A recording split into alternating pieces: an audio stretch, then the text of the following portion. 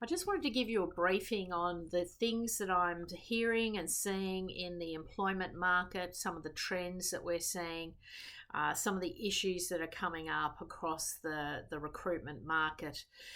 It's been a fairly hectic start to the year. A lot of career moves didn't sort of transpire in that end of 2022, and so the first quarter of the year has actually been reasonably hectic. Quite a few offers, a lot of people who were in interview just before Christmas ended up closing on those offers early in the year. And so there was a little flurry of work in my own practice, but across the market, we did see a bit of a surge in roles and, some movement happened.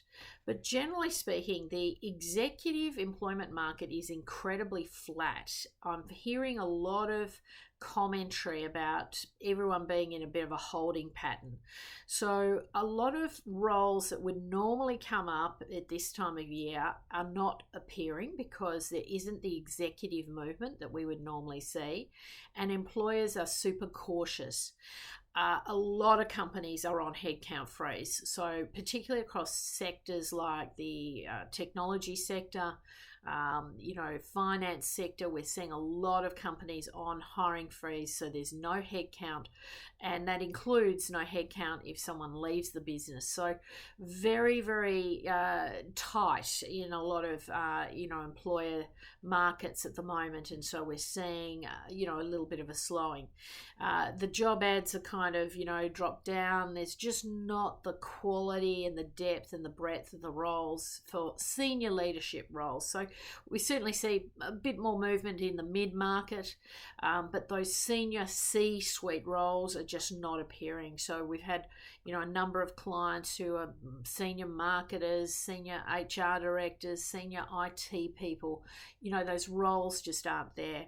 We've got several chief executive candidates who are in a holding pattern as well. Just the opportunity's not there at the moment.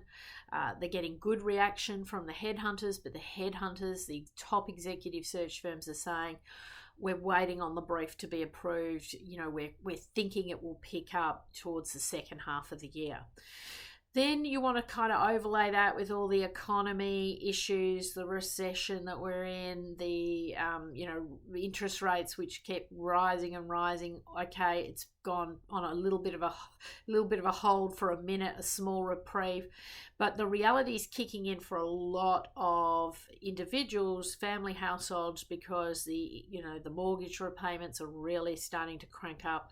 And as I understand it, there's a very large number of households that are going to be impacted between now and the end of the year, and then there's another whole wave that will be affected in the first half of next year.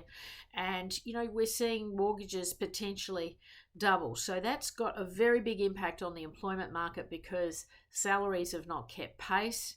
And so we've got a lot of contract negotiation going on. We've got a lot of people going to their employers and saying, look, is there any room to move on the salary package? I think salary renegotiation is going to be a really, really key issue for a lot of executives.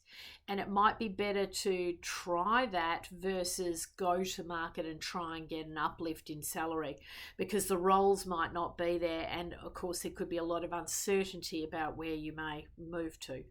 So I think we will see a lot of contract renegotiations going on. And I think both parties need to be sensitive to some of the issues that might be happening. So employment security is going to be a big issue for a lot of executives. I think if there was a major event in the market, like the US dollar collapsing, if there was a stock market crash, I think we would see large numbers of people released from companies. I think we would see massive levels of unemployment very, very quickly. So be prepared to pivot, be prepared full stop, have your plan A, plan B, plan C, have your parachute packed, as I like to say. It's going to be a very, very volatile second half of the year, I think. Even in the next few weeks, it could be highly, sparks are flying probably around the world. We're going to see some very, very big events that are unprecedented. What's happening with the US dollar is unprecedented. It's absolutely massive. It's going to completely transform the world. And, it's not even really making major press here in Australia at the moment. So you have to get your sources from the right places. You got to get your information from the right places, have the finger on the pulse. Overall, I'm still reasonably positive. Maybe it's my positive outlook in life.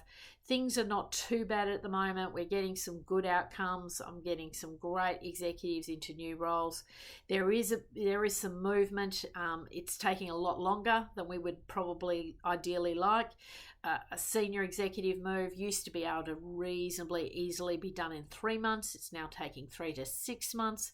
And then I have a group of executives who are highly specialized. The roles just aren't there. It's probably going to take 6 to 12 months to find the right opportunity for those execs.